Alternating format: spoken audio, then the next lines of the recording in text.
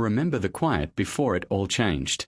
The mornings that smelled of tea and warm bread, the laughter that rolled through our home like it would never stop, and the feeling that everything I wanted, everything I could hope for, was safe, just out of reach but within sight. I had him, and I had them, my family, my people, and for a while, that was enough. That closeness, that simplicity, it felt like it would carry me through anything.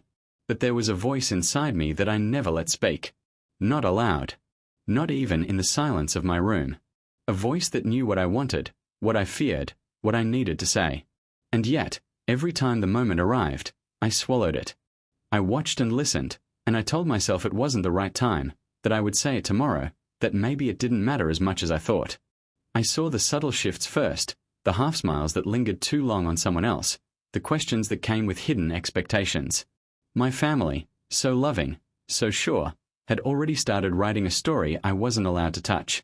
I noticed the glances he exchanged with them, the unspoken understanding that grew thicker with every word I didn't say. And I stayed quiet. Afraid. Afraid of breaking the fragile balance, afraid of losing what little certainty I had. You know that feeling, the one that crawls under your skin, the one that makes your chest tighten every time someone else makes a choice for you? That's what I carried every day. The trust one had in them, the love I had in him, the hope I had for myself, they all sat together like fragile glass. And I never touched them, never protected them with the words they deserved. Even Clara noticed. She didn't say much, just a look, a hand on my shoulder when no one else was watching. But I understood. She could see the war inside me, the part of me screaming to be heard, the part that feared the sound of its own voice. I wanted to tell her everything, but even that felt impossible. And in the quiet, I imagined what it would have been like if I had spoken. If I had said what I felt, even when it scared me. If I had argued, if I had cried, if I had risked the looks, the disappointment, the silence that might have followed. I imagined the relief, the clarity, the possibility that maybe, just maybe, things could have been different. But I didn't. And the weight of that silence, oh, it was heavy. It sat on my chest and pressed down on my ribs until I felt like I couldn't breathe. I would lie awake at night, retracing every word I hadn't said, every expression I hadn't made, every truth I had hidden because I thought it was safer to wait. Safer to avoid the confrontation. Safer to let them decide for me. That was the first lesson. That silence is not peace.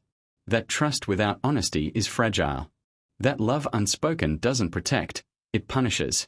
And I realized that in the moments we don't claim for ourselves, we leave space for someone else to fill, a space that might not hold what we imagined it would. I wish I could tell you that I learned it in time. I wish I could tell you that I stood up and said everything before it was too late. But the truth is, I watched it happen quietly, and I let it. And even now, as I trace back through those days, I feel that familiar ache, that quiet panic, that weight of words I never spoke. It is the start of the heartbreak I could have avoided. It is the beginning of the guilt that will follow me. But most of all, it is the spark. The spark that will eventually teach me that some choices cannot wait, and some voices cannot be silenced without consequence. And maybe, one day, I will learn to speak, not just for the people I love, but for myself. I watched it happen. The moment I had feared, the moment I had known would come, and yet somehow I convinced myself I could still escape it. They smiled at her, my family, so proud, so sure, so convinced they were doing the right thing. And I stood there, invisible, a ghost in the room I had once called my own. Her laughter rang like glass against my chest. Every cheer, every embrace, every word of approval cut me deeper than I thought possible. I wanted to shout, to scream, to collapse into the floor and let the wall swallow me. But I couldn't. I stayed silent. I had no courage left, only the suffocating weight of respect, fear, and confusion. He was there, too. And I saw him, saw the way his eyes flickered, something between confusion and hurt, something I couldn't read and couldn't fix. He wanted to say something, I could tell. But I didn't give him the chance. I couldn't. My own voice had abandoned me, left me trembling behind a mask of polite calm. I wanted to blame them, my family, for choosing her, for not seeing me, for deciding in a way that shattered everything I had been quietly nurturing. But the truth was more brutal than that. The betrayal wasn't only theirs. It was mine, too. Every word I didn't speak, every protest I swallowed, every glance I avoided, they had paved the path for this moment. I had laid the bricks of my own heartbreak. And it burned. Not just anger, but a deep, aching sadness that made my chest feel hollow. I could feel my heart pulling away from me, as if it were trying to escape the prison of my own hesitation. The weight of my silence was a physical thing, pressing down, twisting my stomach into knots, leaving me unable to move, unable to act, unable to even look away. I remember the smallest details. Her hand brushing against his as they laughed, the way my family's eyes lit up in approval, the soft nods and subtle glances that acknowledged this was exactly how it should be. I counted them all, held them in my mind like stones, heavy and unrelenting, a reminder of everything I had failed to claim. And he looked at me once. A flicker, a spark, gone in a heartbeat. Disappointment, hurt, confusion, all wrapped in one unspoken glance. He didn't ask me anything, didn't try to reach out. And I couldn't. I couldn't meet his eyes, couldn't give him the truth I had buried, couldn't tell him that I had wanted, more than anything, to be seen, to be chosen, to fight for what we might have had. I blamed myself in ways I didn't even understand. I blamed the fear that had held me captive, the politeness that had silenced me, the respect that had become a cage. I blamed the quiet voice inside me that I had ignored, thinking it would always wait, always forgive me. And now it would never forgive me, because the moment had passed, and the cost was too high to recover. There was anger, too. Anger at the unfairness of it all, at the choices that were made without me, at the invisible lines drawn in the sand that I was never allowed to cross. But the anger was swallowed by something heavier, something colder. Regret. Regret that had no escape, no excuse, no relief. It settled in my bones and refused to leave. I felt small, diminished, like I had been erased from the story I thought I was living. And in that erasure, I saw my own weakness reflected back at me. I had been silent when I should have spoken. I had been passive when I should have acted. I had been afraid when I should have trusted myself. And the price was everything I had been holding close, everything I had loved, everything I had hoped for. Yet, even in that despair, a part of me stirred. A quiet, trembling spark that whispered, "This is what happens when you let fear decide for you. This is what happens when you trade your own voice for the comfort of silence. And maybe, just maybe, this is the moment where you begin to understand the weight of your own choices, the ones you make by acting and the ones you make by not acting." It hurt, more than I can explain. It hurt like fire in my chest, like ice in my veins, like the world itself had tilted just to remind me of my own failure. But it was real, painfully, undeniably real. And in that realness, in that raw, aching truth, I began to see the edges of what it meant to be human. Not perfect, not brave, not always right, but capable of feeling, of breaking, and eventually, of learning. I left that room carrying more than sorrow. I carried the silence, the regret, the knowledge that I had been complicit in my own heartbreak. And yet, even in that burden, I felt the first faint pulse of understanding. I had been broken, yes. But broken doesn't mean gone. Broken is the first step toward seeing clearly. Toward speaking next time, toward choosing next time, toward refusing to let fear write the story of my life again. And in that painful, trembling awareness, I realized something essential. The silence that broke me would also be the silence that teaches me how never to be silent again. Days passed, but time didn't heal anything. It moved around me, a blur of sunlight and shadows, while inside, I felt frozen. Every corner of my mind replayed that moment, the choices I didn't make, the words I swallowed, the chances I let slip through my trembling fingers. I would wake in the middle of the night, heart pounding, imagining what could have been if I had just spoken, if I had just stood up, if I had just claimed my life instead of letting it be dictated by everyone else. I tried to face them, my family, but the smiles, the glances, the pride they carried when they thought they were celebrating someone else's choice felt like knives. I wanted to tell them, to shake them, to demand that they see me, not her, that they understand what I had carried silently in my chest for so long. But every time I opened my mouth, the words caught in my throat. I could only nod, fake the gratitude they expected, and step back, pretending that my silence was peace. And him. I avoided his eyes. Not because I didn't want to see him, but because seeing him meant seeing all the things I had failed to give him. Every glance, every gesture, every laugh he shared without me in it reminded me of my own cowardice. I hated myself for not speaking, for not defending even the possibility of us. And worse, I hated the way that self-hatred clung to me, like a shadow I couldn't shake, no matter how many times I told myself I deserved to feel this pain. Even my friends noticed. Clara, in particular, tried.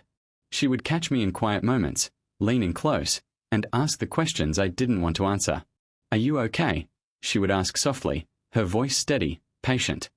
I would force a small smile, mutter something meaningless, and retreat further into myself.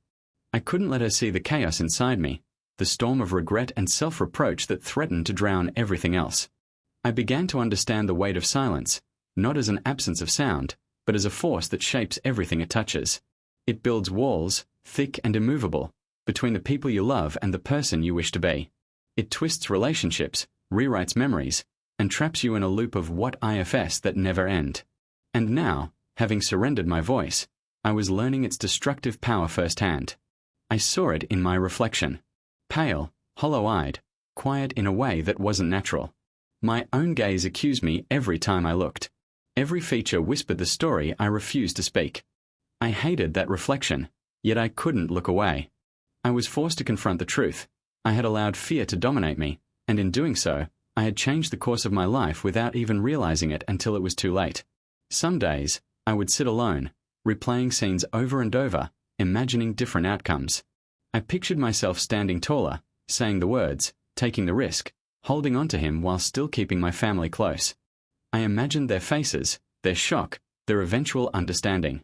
And I wanted, more than anything, to step into that version of myself, to reclaim the courage that had been stolen by silence.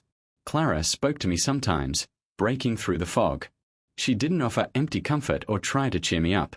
She just reminded me, gently, that acknowledging the pain was the first step toward understanding it. "You need to see it," she said once, holding my hands in hers. "Not just them, not just him. You. Look at what this has done to you." And for the first time, I felt a flicker of clarity, a way to hold my own heart without letting it shatter completely. Regret had become a weight, pressing me down, making every step forward feel impossible. But in its heaviness, I began to recognize the cracks, the tiny openings where light could slip through. I realized that while silence had stolen my chance, it hadn't yet taken the ability to learn, to reflect, to rise. It hadn't yet taken the possibility of reclaiming my voice, even if it was too late for what I had lost.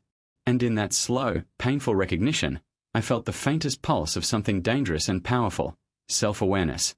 The knowledge that I could not undo the past, but I could choose how it shaped me. That every moment I stayed silent now, every thought I buried, would either continue the pattern or mark the beginning of change. I still carried the ache, still carried the anger and sorrow, but it was no longer aimless. I could see the edges of the person I wanted to become, someone who didn't let fear decide, someone who spoke, someone who understood that silence has a cost. And maybe, just maybe, if I could carry that lesson forward, the weight of regret would no longer crush me entirely, but guide me toward something stronger, something real, something mine. The silence had broken me. But now, in the echo of that fracture, I began to hear a faint, determined sound, the sound of my own voice, waiting to be claimed. I could feel it in my chest, the anger, the regret, the raw ache of knowing I had let life slip through my fingers. And for the first time, I realized I couldn't carry it silently anymore. I couldn't allow myself to be a passive observer, drifting while decisions about my life were made by others. That quiet compliance had cost me too much already, and I was done letting it define me. It started small. Subtle things at first. I stopped nodding automatically, stopped letting polite smiles cover the storm churning inside me. I began to set boundaries, not loudly, not dramatically, but deliberately. I spoke when something didn't feel right, even if my voice trembled. I observed their choices closely, noting patterns, seeing clearly the consequences of what I had once ignored. Every careful step reminded me that passivity had been my cage, and even the tiniest assertion of self was a key turning in the lock. Anger fueled me. Not the fiery, reckless anger of a moment, but a quiet, persistent fire that whispered, "You deserve better. You will not be invisible anymore." I replayed every scene, every silence, every lost opportunity, and I let it drive me forward. Regret became a tool, shaping strategy, teaching me what I must do differently, showing me the cost of hesitation.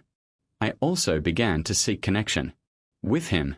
Not in the impulsive, desperate way I had once imagined, but carefully, thoughtfully. I reached out, subtly, observing his reactions, listening with attention I hadn't been able to give before. Every word, every smile, Every small acknowledgement became a thread weaving a fragile bridge between us. I realized that while the past couldn't be rewritten, the present could still be claimed, piece by piece. There were moments of doubt, moments when the weight of everything threatened to crush me again. I thought about the family, their certainty, their choices that had left me hollow. I wrestled with moral dilemmas. How much confrontation was right? How much compromise could I endure? What could I claim without destroying the fragile ties I still valued? Every decision felt like walking a narrow ledge, but each step taught me something essential. I had a say. I always had a say. I had only let fear decide for me. A mentor, someone who had quietly watched me struggle, offered guidance without judgment. They didn't tell me what to do or whom to choose. They reminded me that strength is not a loud declaration but a steady, intentional act. That courage isn't always visible to others, but it is undeniable to yourself. That sometimes, the hardest battles are fought internally, and victory comes not from defeating others but from reclaiming yourself. I carried those words in my mind like armor, protective yet guiding, and they made the next steps possible. I began to notice the shift in myself. Each assertion, each carefully chosen word, each deliberate action reminded me of my agency. I could no longer pretend that my life was a script written by everyone else. I was reclaiming authorship, scene by scene, choice by choice. And with every regained piece of myself, I felt a surge of anticipation, not reckless, but sharp, precise, the awareness that a confrontation might be coming, that there were consequences to every voice finally raised. But more than confrontation, it was clarity I craved. Clarity of intent, clarity of values, clarity of boundaries. I realized how silence had skewed my perception, allowed me to doubt myself, and let the world dictate what I deserved. Now, observing, speaking, acting, even in ways that felt small, I could see the outlines of the life I wanted to reclaim. And I could feel it, deep in the pit of my stomach. I was changing. The fear that had weighed me down was no longer absolute. The regret that had carved lines in my chest had become fuel. Every hesitation I had once allowed had been catalogued and transformed into knowledge. I understood the terrain of my own heart, the strategies of my own mind, the subtle ways in which I had been passive, and now I had the power to act differently. In quiet moments, I reflected on the past, tracing the moments I had been silent, the words I had swallowed, the love I had let slip. And I let myself feel it fully, not to drown in it, but to understand it, to map it, to carry it forward as a guide. Every pang of guilt, every sharp twinge of regret, every whisper of lost opportunity became a compass, pointing toward the life I had been too afraid to claim. The first step toward reclaiming myself wasn't dramatic. It wasn't explosive. It was subtle, deliberate, and intentional. But it was mine. And for the first time in months, maybe years, I felt a faint pulse of something I hadn't dared hope for, possibility. The possibility that I could still shape my life, that I could still make choices that mattered, that I could still confront what had been lost without being consumed by it. I was still afraid, yes. I was still carrying pain. But I had begun to stand, even if only slightly, even if only carefully. And standing, I realized, was enough to change everything. I wasn't expecting anyone to notice. Not really. I had buried myself so deeply in my own regret, my own silence, that I assumed the world had moved on without me. But then, unexpectedly, he appeared, Ethan. Someone I had once thought of as a rival, someone I had silently compared myself to, someone whose presence used to irritate me with ease. And yet, in that moment, he was something entirely different. He didn't offer false sympathy, didn't try to tell me everything would be okay. Instead, he saw through the layers of hesitation and self-blame I had built around myself. And for the first time in weeks, I didn't feel invisible. I felt understood. Not pitted. Not measured. Understood. Stop punishing yourself, he said quietly, and I wanted to shake my head, to argue that I deserved this, every pang of regret, every moment of self-reproach. But the firmness in his voice left no space for argument. You let silence rule you. But silence doesn't define you. You do. It wasn't a solution. It wasn't a plan. It was something sharper, something heavier, perspective. He helped me see the situation not as a fixed sentence of failure, but as a moment in time that could still be redirected. He didn't frame it as revenge, didn't whisper strategies for humiliation or retaliation. Instead, he asked questions, forced me to confront my fears, and helped me separate my desire for justice from the need for self-respect. And slowly, I began to realize something I had avoided acknowledging for far too long. I had been letting other people write the rules of my life. My family, my fear, my own assumptions, they all had dictated my silence. And now, with Ethan's insight, I could see that the first step toward reclaiming my life was not confrontation, not rebellion, but understanding where I stood, what I valued, and what I would no longer surrender. It was disorienting. I was skeptical, cautious, almost unwilling to trust that someone who had once been a rival could truly offer guidance. But every conversation peeled away a layer of fear. Every insight he shared gave me clarity I hadn't dared to hope for. And in that clarity, I found something that had been buried beneath months of guilt: courage. I began to act, tentatively at first. Not with grand gestures or loud declarations, but with small, deliberate choices. I spoke up where I would have stayed silent. I questioned decisions I would have accepted. I observed the world around me with intent, seeing clearly the power dynamics I had once ignored. And with every small assertion, the knot of despair loosened slightly. He pushed me, gently, to consider what I truly wanted, not what others expected of me, not what I feared I deserved. And it was uncomfortable.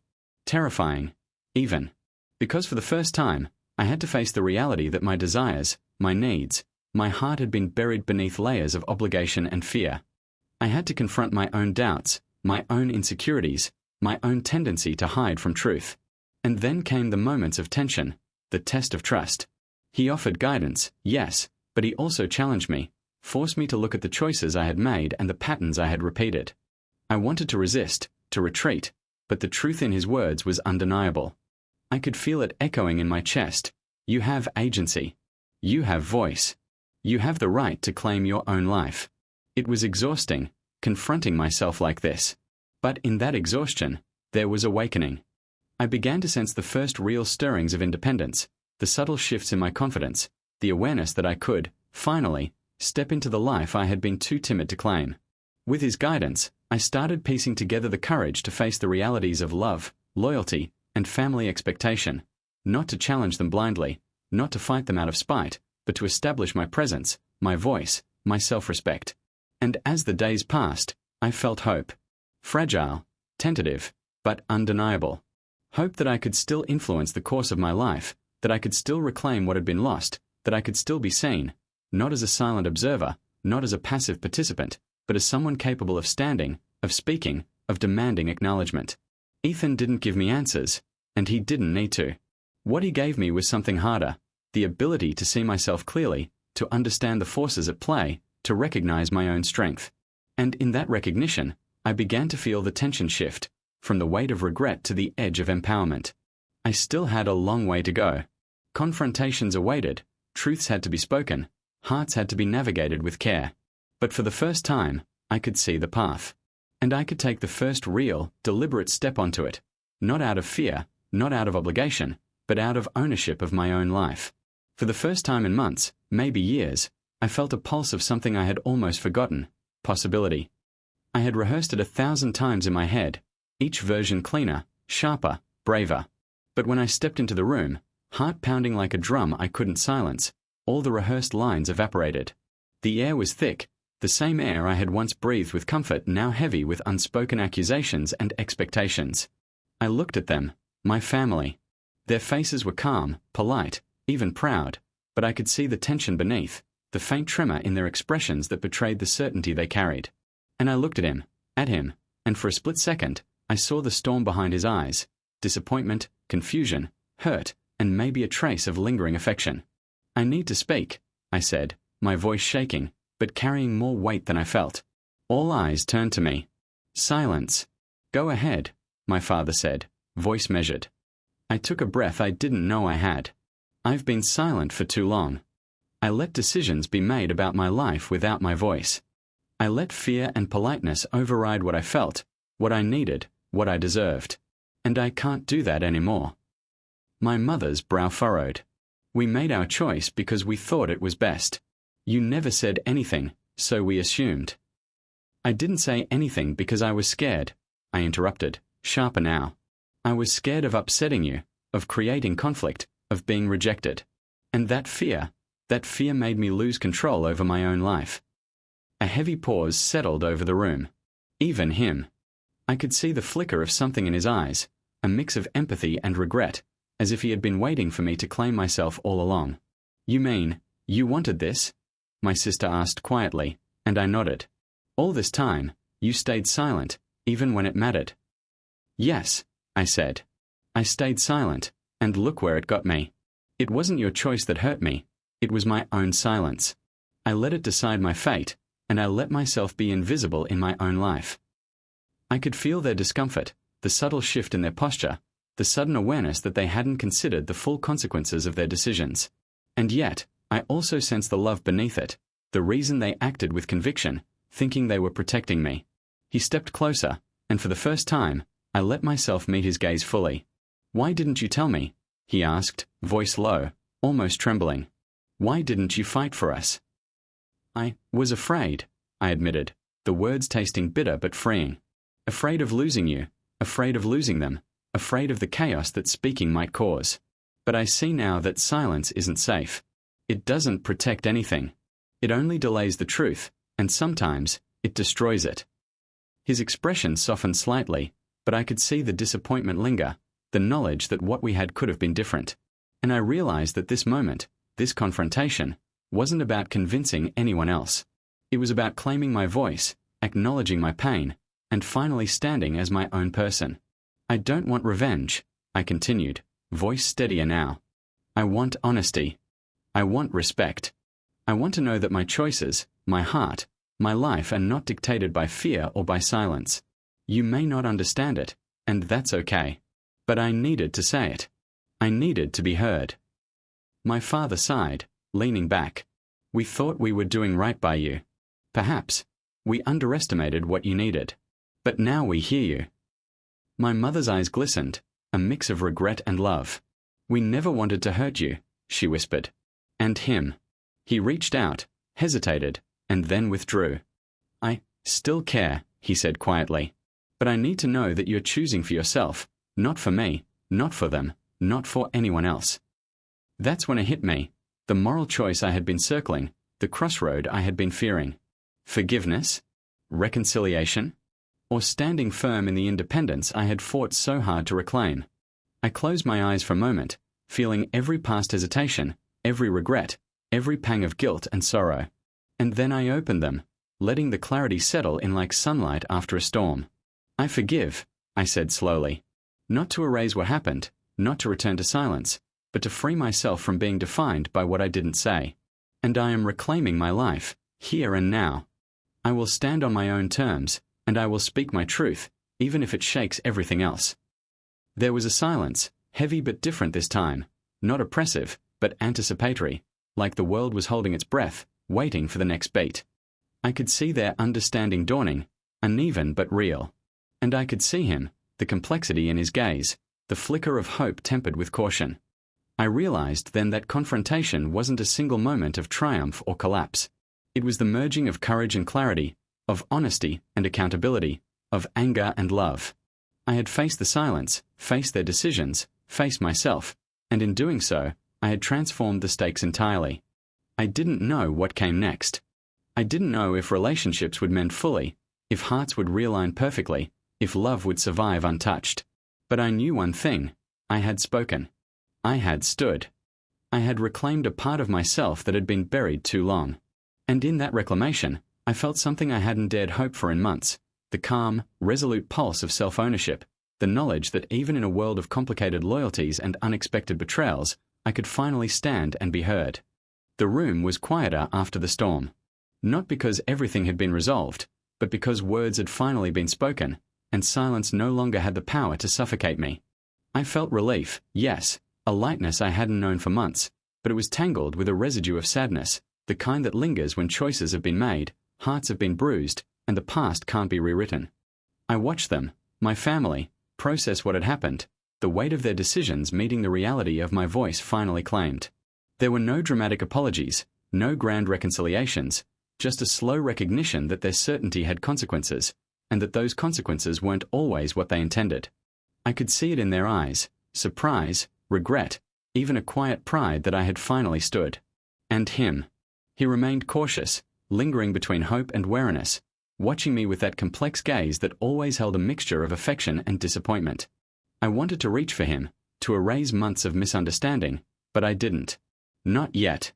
I knew the path forward wasn't about rushing back, it was about holding the clarity I had found, about standing firm in what I had discovered about myself. Clara and Ethan had been there in their ways, steady supports in the chaos. Their presence reminded me that connection didn't have to come at the cost of self-identity. They didn't offer solutions or easy comfort.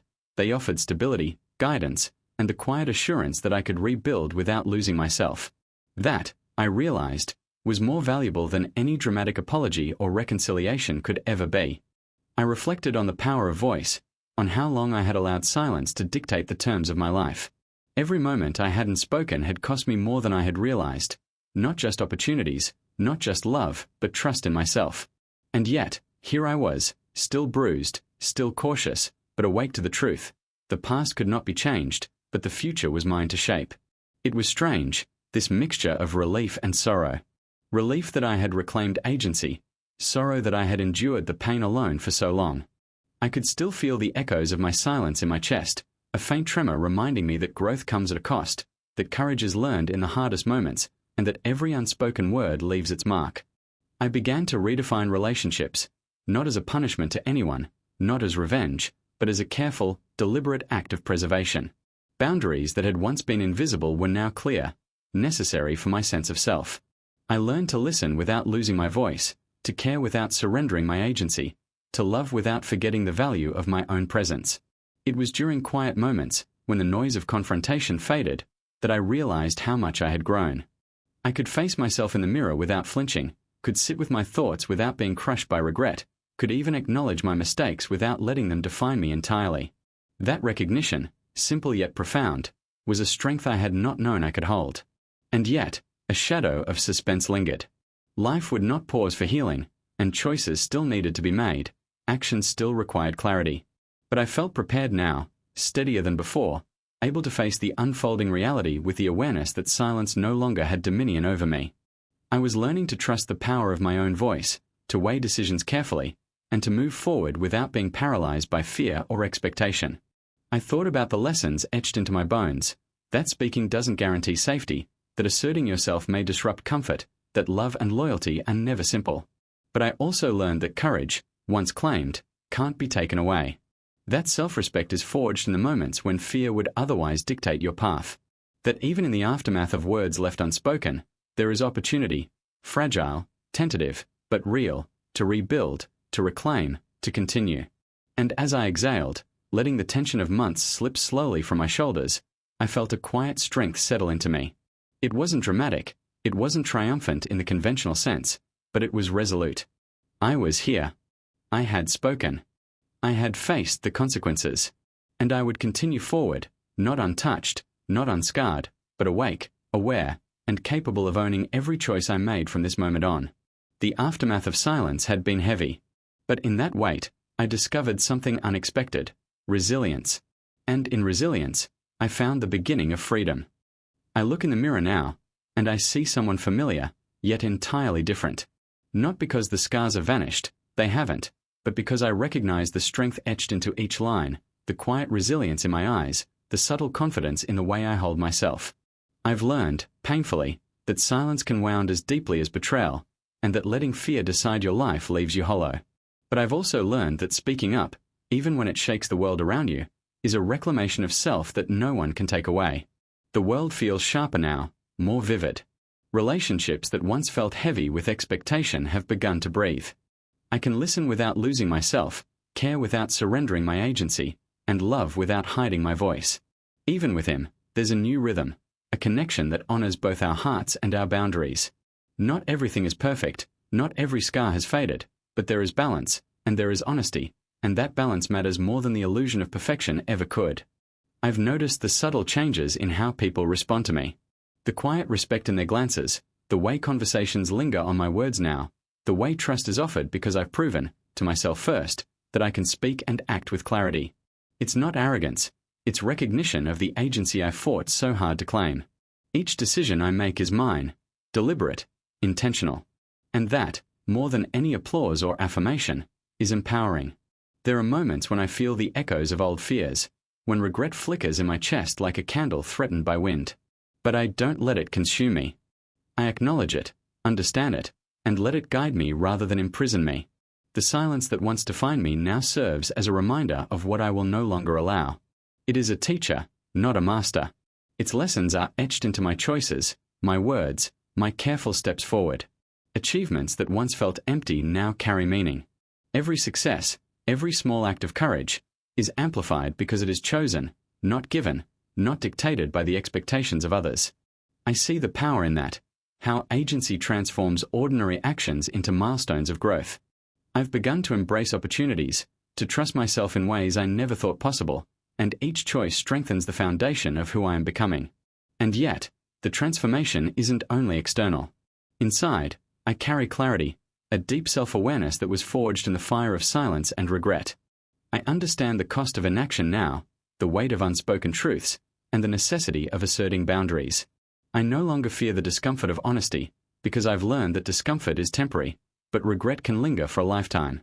Supportive voices remain around me, friends, allies, even tentative family connections, reminding me that growth isn't isolation. Their presence reinforces the understanding that I don't have to navigate life alone, that guidance, empathy, and shared experience are part of resilience. I can accept help without compromising my self-determination. And in these moments, I see the depth of what I've learned. Strength is not only surviving but thriving while remaining open to connection. I think about the journey that brought me here, the mistakes, the silences, the confrontations, the regrets. Every heartbreak, every misstep, every hesitation contributed to this version of myself. I don't resent the past anymore. I honor it, because it shaped my courage, my self-respect, and my ability to stand firmly in my own truth. And still, there is hope. A quiet, steady hope that courses through the rhythm of my days. I know I will stumble again, that life will challenge me, that love, loyalty, and expectation will test the boundaries I've learned to assert.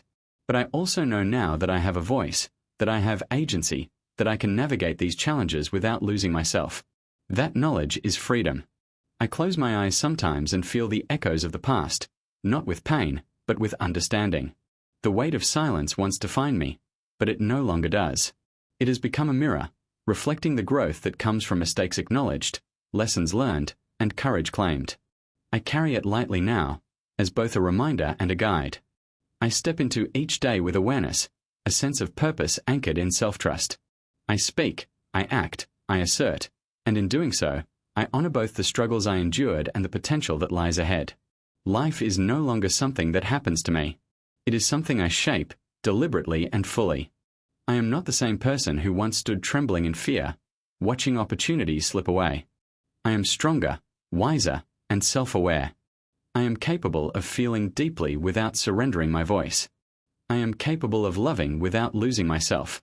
I am capable of facing consequences, embracing growth, and moving forward with intention.